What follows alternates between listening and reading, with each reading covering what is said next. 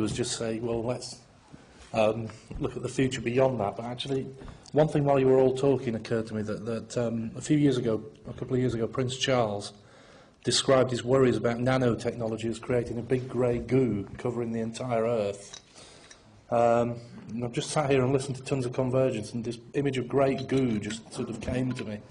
That you know, the media Earth is going to be absolutely covered in this mass of stuff. And it already is. And one thing that occurred to me, I'd like you to sort of talk about a little bit, out of Convergence, how you get distinctiveness and how you actually start to create content that connects. Because everybody now can produce a game if they want to. Might not be good, but they can do it. And a film. Everybody can produce a film. Everybody can write something and publish. You know, there's been terrific moves from static personal websites using blogging technology and journal technology and stuff to people writing about themselves. In a way, you know, in a very soap opera way. Some of it's good, a lot of it ain't, but it doesn't matter. The point is they are doing that.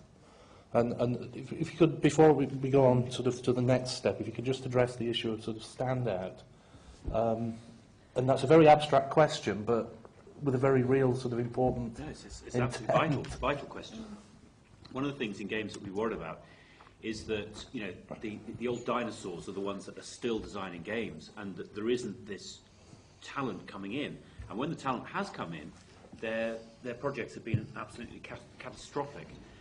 What's catastrophic failures? What's exciting with this is that instead of the power, Electronic Arts is obviously the most powerful publisher, and they discovered quite recently that they can no longer use marketing to change people's tastes. And again, this goes back to the keynote, because, you know, certainly up until now, our tastes could be changed. We could be told what we liked.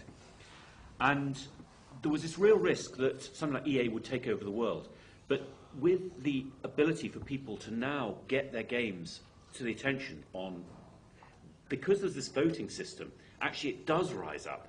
And what's really exciting is that you can actually write a very simple game or make a very simple film very, very cheaply. And if it's then judged by your peers, in the way that you say Catherine Tate would have been, then it gets to the forum. And the goo doesn't matter because it's out of sight.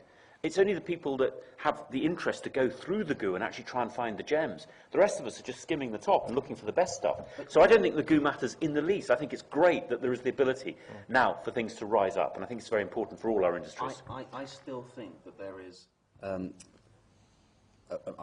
is a role for commissioning, and I don't think it's necessarily the sort of commissioning editor who gets wined and dined and that whole sort of thing. But if you look at there's a group called Smosh.com.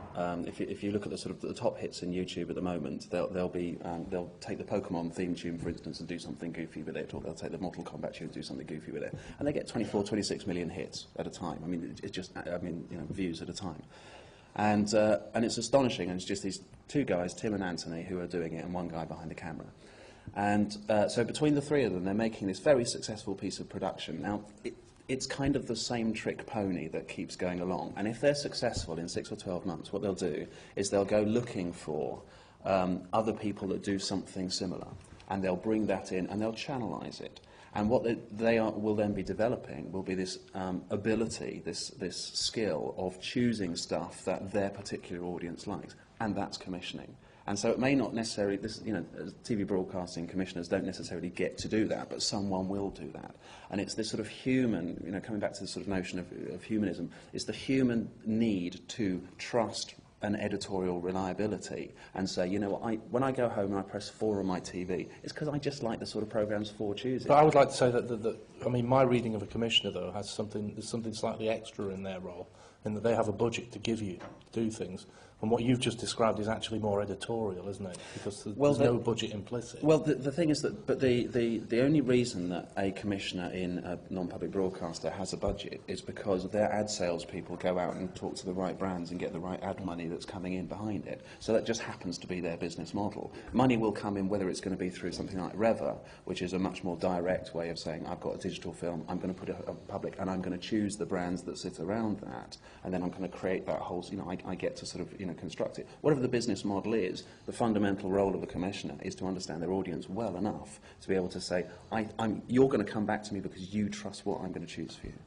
I absolutely agree. I think there's totally space for commissioning and brands. I think that we absolutely need it as producers as well as everything else, because we need to have something to pitch for. We need to know, and that can breed creativity as well. If you know where you're going, who you're looking for, then you can come up with a really good idea that's going to fit that.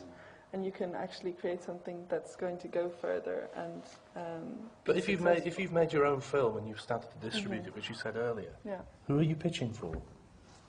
You're not. Well, I think there's a couple of issues that I'm worried about. One of the things is that I've noticed there's a huge rash at the moment of film is so cheap to produce that the distributors can go around and pick the cream of the crop that they didn't have to pay for, didn't have to invest. And that's another reason we're looking to brands, is potentially someone who can invest, who can give you some money to develop something that is different and creative.